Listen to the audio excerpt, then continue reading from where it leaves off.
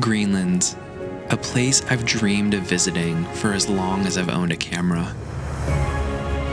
I'm here as part of an expedition sailing along the remote coastline of this Arctic paradise aboard the National Geographic Resolution.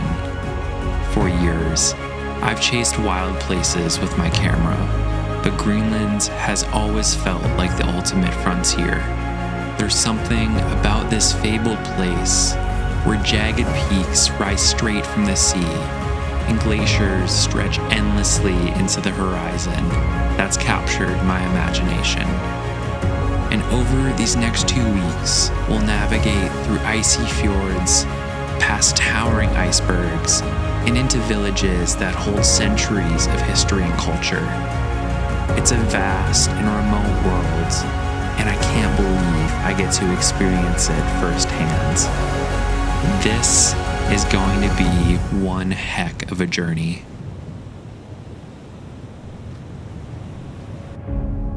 At 5 a.m. this morning, we entered Skjoldunen Fjord on the east coast of Greenland. Glaciers immediately surrounded us as we sailed quietly towards this mysterious landscape. Over the next few weeks, the Resolution will take us along the jagged coastline of East Greenland, through the dramatic fjords of the south, and eventually north to the ice-filled waters of Disko Bay. But this is an expedition in every sense. Plans only go so far. Weather, sea ice, and the Arctic itself dictate the real schedule.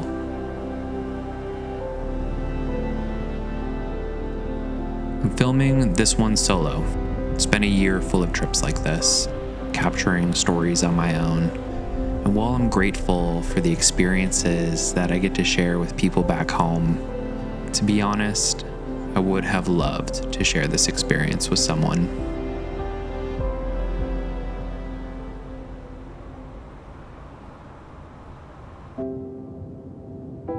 Our first stop in Greenland is Thrym Glacier, tucked deep in Skjoldunen Fjord. It's a massive river of ice spilling straight into the sea, with our ship the only point of reference to grasp its true scale. The glacier stretches endlessly back towards the Greenland ice sheet, the second largest body of ice on our planet. It's impossible not to feel small here. We leave the Resolution behind and step into the Zodiacs, gliding toward the glacier's calving face. The icy water mirrors the mountains and sky around us, every reflection amplifying the enormity of it all. We really couldn't have asked for a better welcome to Greenland. It's wild to think about where my camera has taken me. As a kid, places like this felt so impossibly far away that I didn't bother dreaming about them. And yet, here I am today, experiencing the indescribable beauty of the remote Arctic. It still doesn't feel real.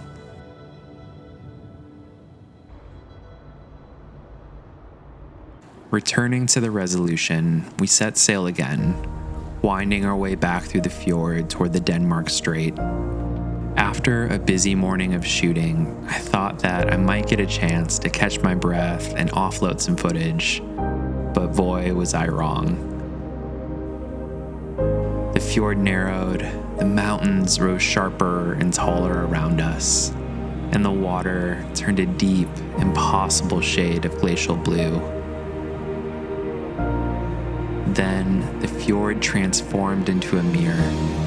Every peak and ridge reflected perfectly on the glassy surface. It was one of those afternoons where I wished that time would just stand still.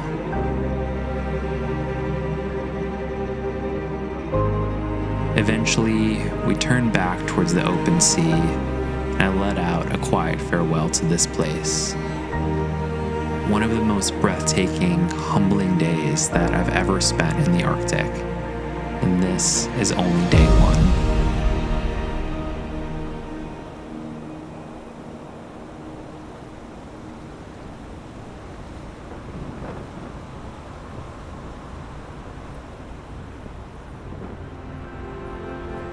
It's another early wake-up call today to experience our entrance into Prince Christian Sound. I'm slowly realizing that sleep might not be in abundance on this voyage, but if it means waking up to views like this every day, I think that I'll be alright. Our ship feels so small here, and just a thin line of color moving through a corridor of rock and ice. It's a truly beautiful experience. I cannot stop smiling right now, which might become problematic like 12 hours from now because my face is already starting to hurt, but it has been an incredibly beautiful morning. Around 5 a.m. we arrived in South Greenland and entered Prince Christian Sound, which is this incredibly beautiful, rugged fjord system that is just, so special. And we're sailing through a inversion layer right now, which is just magical. Kind of lost for words.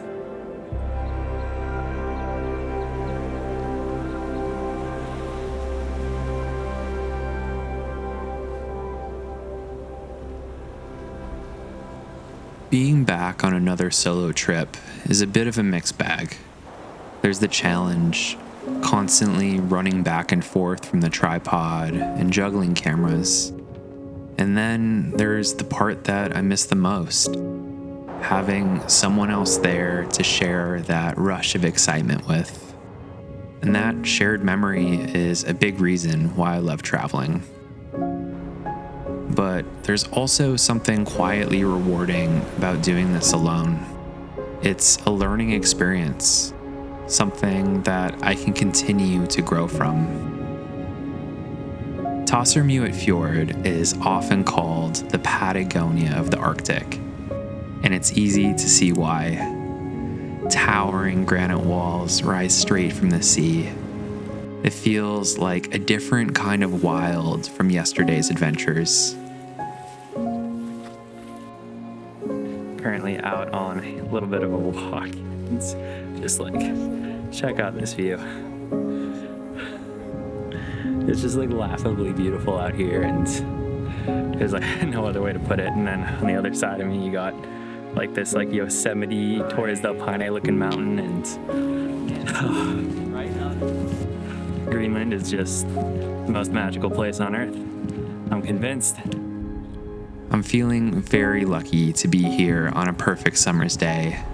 It's nearly 65 degrees in the sunshine, and you can't see it in the footage, but I'm absolutely cooking in a long sleeve, but smiling the whole way.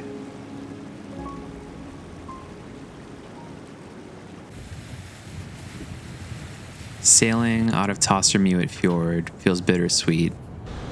We're trying to cover a lot of ground on this expedition, spreading ourselves across a huge chunk of the Greenland coast. It's a privilege to see so much, but someday I'd love to visit here on my own little sailboat and slowly work my way through each and every fjord, going at my own pace, really getting to breathe in and experience the landscape. It's a little pipe dream of mine. It definitely feels out of reach, but hey, maybe someday. For now, I get to enjoy a sunset off the south coast of Greenland. Icebergs quietly drifting through the golden waves. Life certainly feels like a dream on board the Resolution.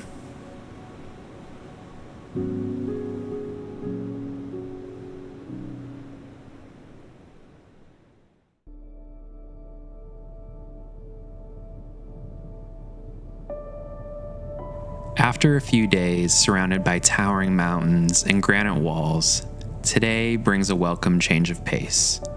We've arrived in Qaqortoq, the unofficial capital of South Greenland. Qaqortoq is the largest town in the region, home to around 3,000 people. This place has been a center of trade and culture here for centuries, and today it's in the midst of change. Tourism is growing with plans for a new international airport and local operators that are already offering adventure trips into places like Tasermiut Fjord. I really loved wandering through town today, the colorful buildings framed against the subdued Arctic landscape. Some people definitely get to wake up with a perfect view. And something else I found fascinating. In Greenland, land ownership doesn't exist. The land belongs to the community. You can't buy it or sell it in the way that we think of property elsewhere, like here in the States. It was truly refreshing to connect with life here, to get a glimpse of the human side of this vast, wild island.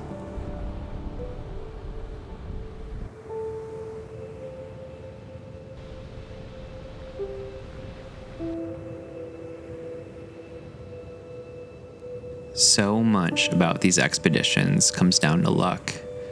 We might have a plan on paper, but out here, the weather writes its own itinerary.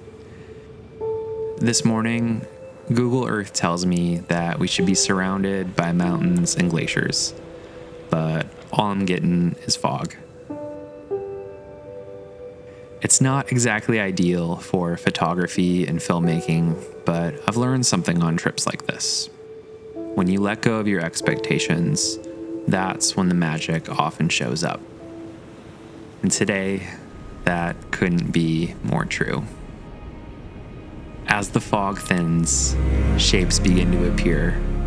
First, faint outlines, then towering walls of rock, until we emerge into one of the most breathtaking places I've ever seen. Eternity Fjord.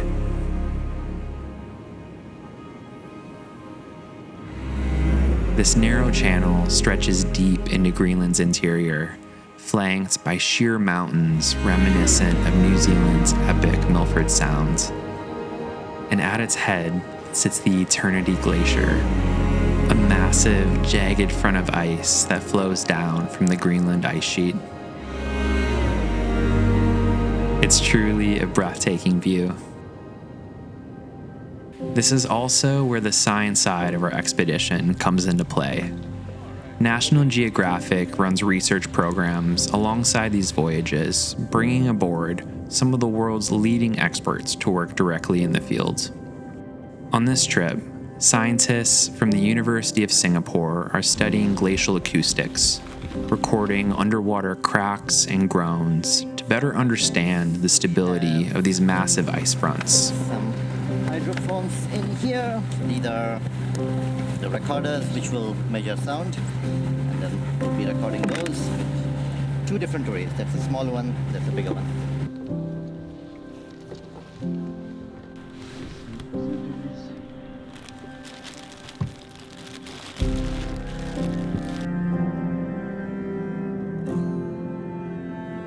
Also on board are researchers from the Woods Hole Oceanographic Institution, measuring the height of the glacier's towering face. Those numbers can reveal how much ice a glacier is likely to shed in the years ahead, data that's critical to understanding global sea level rise. So how does it capture the measurement? Well, a laser shoots out of here, and it tells us the distance from the face, and then you use some nice Pythagorean theorem. So you measure above the top and the bottom. All right, maybe head in. Oh, and you want to know how tall the face of this glacier is? Apparently, nearly 200 feet above the sea, which is absolutely insane.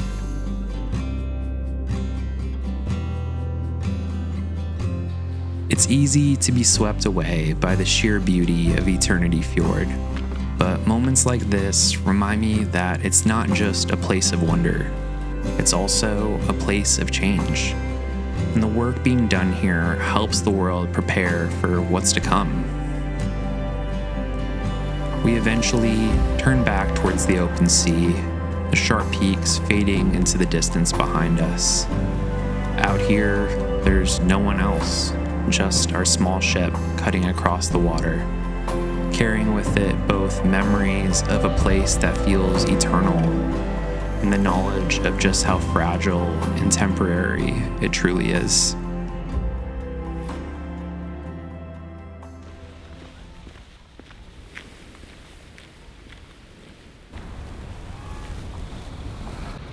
Today, we arrive in Sisimiut, Greenland's second largest town.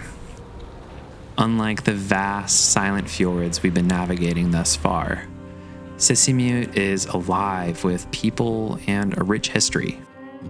One of the town's most iconic features is its Greenlandic sled dog heritage.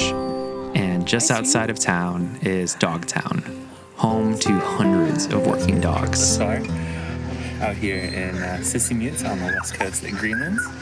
And we are at a place called Dogtown, which breeds Greenlandic dogs for sledding. And I've made some new friends this morning. And they love pets. For centuries, these dogs weren't just companions, they were necessary for survival. In the long, dark winters, when snow buried everything and sea ice locked the coasts, sled dogs made it possible to hunt, to trade, and simply keep going. After spending time with them and giving out all the pets that I could afford, I wandered through town with colorful houses stacked against the hillsides, the sea on one side of me, the mountains on the other. I walked the streets for a few hours, enjoyed a coffee at the local cafe, and savored some time away from the confines of our ship. But before long, we're headed north toward the far reaches of our expedition in the ice-filled waters of Disko Bay.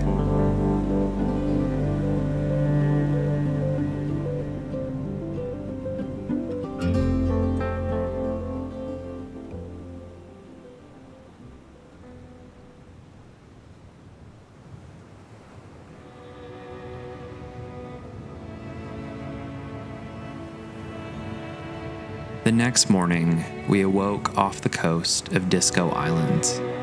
Around us, the water is still, broken only by icebergs drifting in the circular currents of Disko Bay. This volcanic island, millions of years old, rises abruptly from the Arctic waters. The cliffs loom in the mist, reminding me of scenes that I'd experienced in the Faroe Islands. But here, the icebergs scattered below make it feel completely otherworldly. Stepping into the zodiacs to get a closer look, the scale begins to hit me. Canvassing the lower reaches of the cliffs are a familiar sight if you've ever visited Iceland. Basalt columns formed millions of years ago when lava from volcanic eruptions cooled and contracted, cracking into these striking hexagonal shapes. Framed against the icebergs, it was quite the dramatic contrast.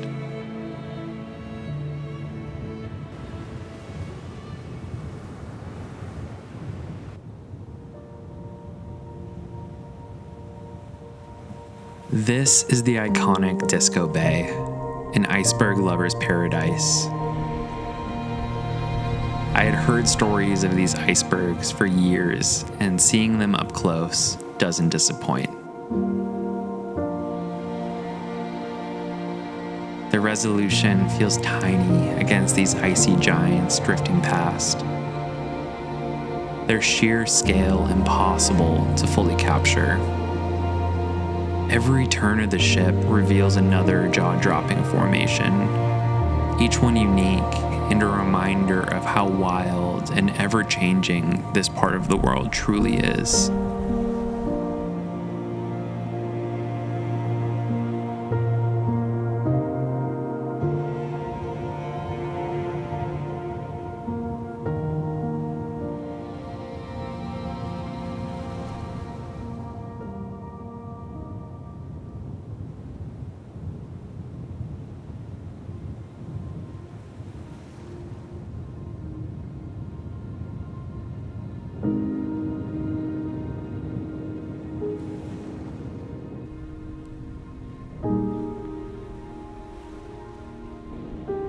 I honestly didn't know that a more beautiful scene could exist in this world. icebergs the size of mountains sprawled out before me, softly kissed by the morning Arctic light. I can't remember the last time I felt so small and so present. This is Ice Fjord. Miles away and out of sight at the head of the fjord lies the Qaqortoq Glacier, one of the largest and fastest moving glaciers on the planet. This glacier produces 10% of all of Greenland's icebergs, dropping billions of tons of ice into the sea every year. This is truly a world of change, and this morning feels like a dream.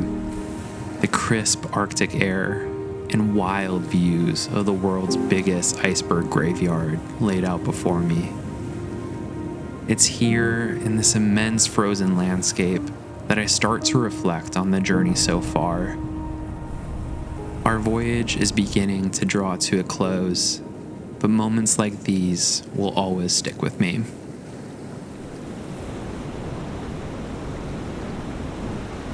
After leaving Ice Fjord, I'm still processing how incredible this morning was.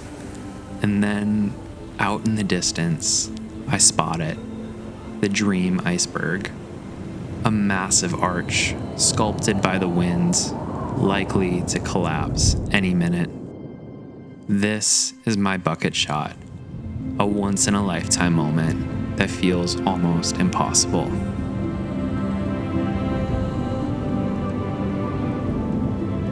I don't know about you guys, but I think I nailed it.